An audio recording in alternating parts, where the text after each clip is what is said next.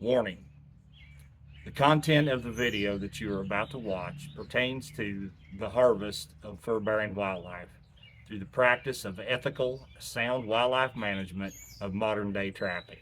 If this bothers you, if it triggers you in any way, shape, or form, please leave this channel now.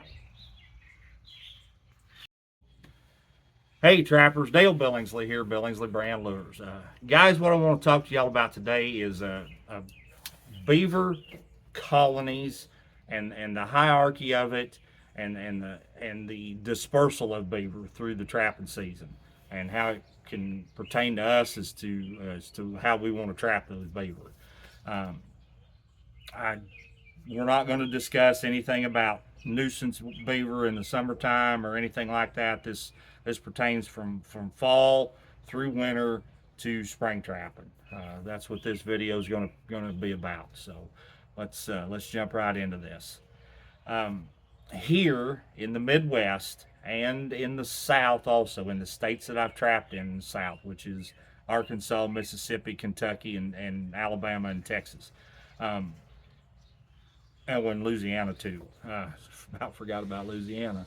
Uh, what I've noticed, okay, and I'm not saying that anything I say here today is a hard, fast rule, but generally speaking, a colony of beaver will contain somewhere between 6 to 9 beaver per colony.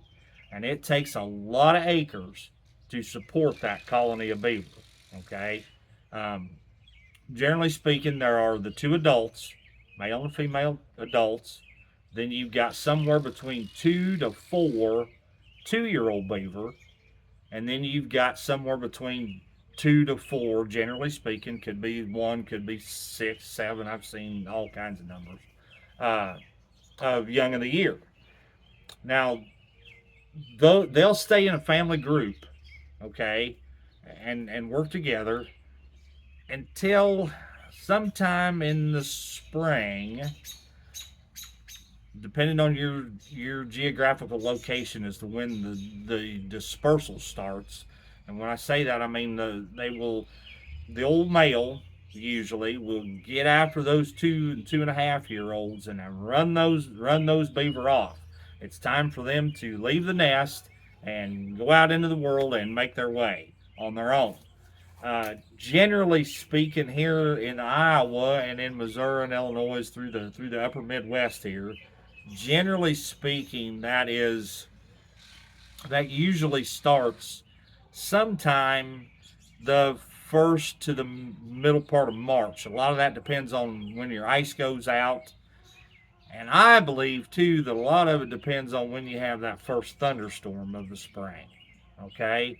Uh, it doesn't start immediately after ice out. It takes a little while. It takes, a week, 10 days, water to kind of warm up a little bit and for beaver to kind of get active and get to moving.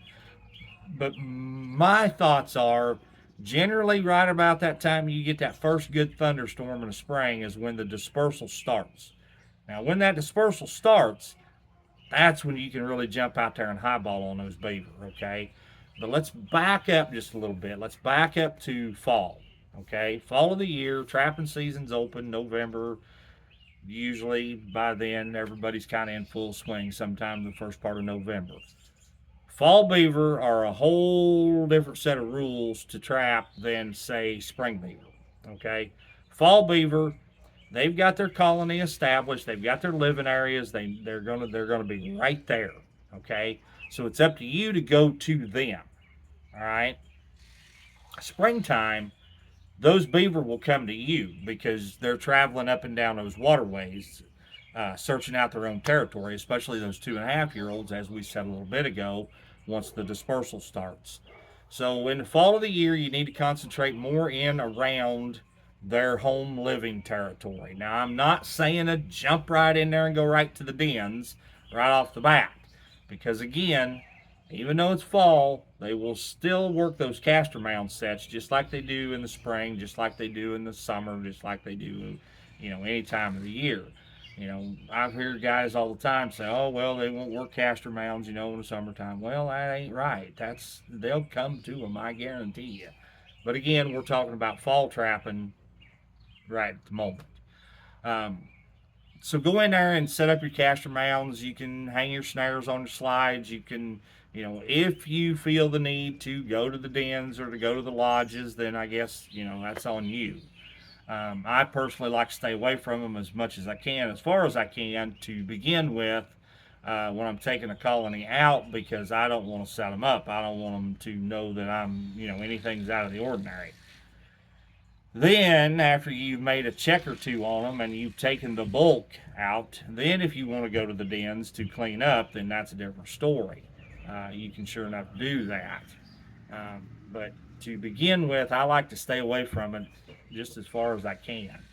Uh, then, as you work over into wintertime, uh, I'm not much of an under ice trapper anymore, guys. I did a little of it when I was younger, and at the ripe old age of 17, I made my first trip down to South Arkansas trapping beaver. And I made a promise to myself right then that I would never chop ice for beaver again. And by golly, I've kind of held on to that promise. Uh, so when the going gets tough, I go south.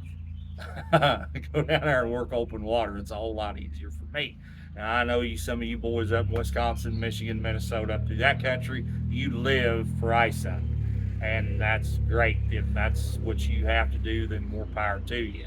Um, when you're working ice up beaver, you're looking for the den, you're looking for runs, you're looking for food lodges, the runs coming to those, setting up your conibears and underwater snares and snare poles and those kind of things.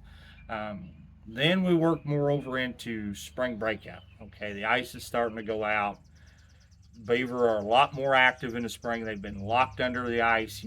Up here anyway, they may have been locked under for anywhere between, you know, 3 to 7 months. So depending on where you're at geologically or geographically.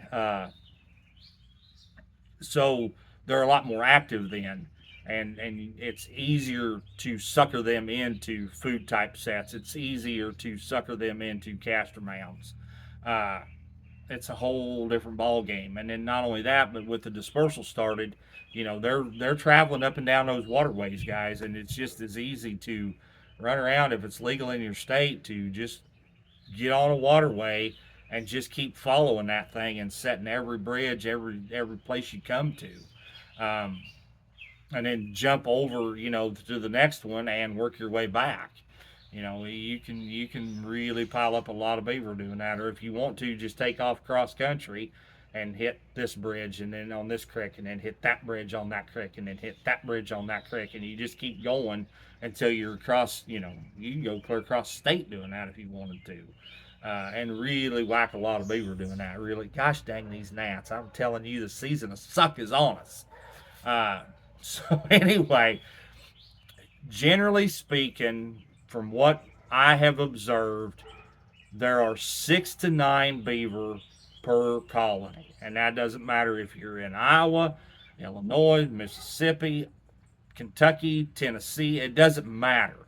You're somewhere in that. Now there are exceptions to the rule, especially like the last few years, the entire country has been in such a bad drought that those beaver will congregate to where water is. Okay, now there's still only so many beaver there because there's only so much habitat there to support so many beaver, and that's it.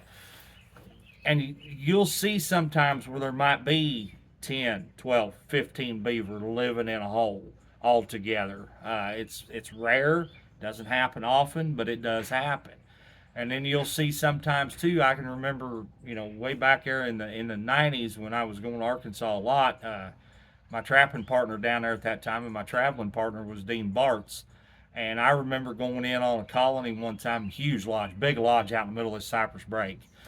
These beaver had been harassed. We didn't learn this right off the bat. We figured it out later on. We went in there, we set it up, and for like 7 days, we never took anything. But we're talking and laughing and joking and setting traps and banging on steel stakes and unbeknownst to us, that these beaver had been so harassed, any noise, they just laid up. They just quit moving. And we're like, what in the world is going on here? Can't figure this out. So I told Dean, the next day we go in there to run, and I said, let's go in here just silent as a church mouse. Don't say a word. Don't make no unnecessary noise. Let's try not to even break a branch if we don't have to. We slipped in there real quiet, like we ran the traps, and we come back out quiet.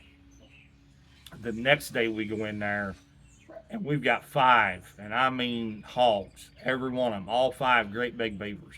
We ended up taking 7 beaver out of there total, and there were no pups, there were no kits. Everything was big, giant beaver. I'm talking, 45 pounds up to 66, 67 pounds.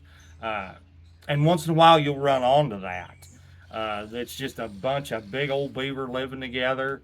Uh, there's no kits. There's no sign of any other, but that's just them surviving and getting along together just fine. And like I say, you don't stumble onto that very often, but once in a while you do. And then every now and then too, you'll run onto a place where there's just one old bachelor beaver hanging out there, and he's just there living his best life, and that's it. Uh, Thursday night in here in town, and the natives are restless. But anyway, so there's always the exception to the rule, guys. Nothing is ever hard fast. Nothing is ever chiseled in stone. I just wanted to kind of put this little video out there and give you a few nuggets of information. Hopefully, it'll help you a little bit along the line. All right, guys, I appreciate y'all tuning in and watch this video, and if you would please just hit that thumbs up for me. That's all I'm asking. I want to put this out there to all of you that I do put on a couple of different schools and clinics throughout the year in a group setting. I also give personal instructions. If you can't make one of the clinics or the schools, you can contact me. We can do a one-on-one, here on my line. I occasionally do travel to help you on your line as well. Give instructions in your country on your line, so that you get a better understanding, a better feel for your area. I Like I said, you can contact me there, and I will keep everybody updated as to the dates of the schools and the clinics as well. I appreciate y'all tuning in to watch. If you would please, like I said earlier, hit that thumbs up for me. That's all I'm asking. Once again, this is Dale Billingsley with another one. Signing out.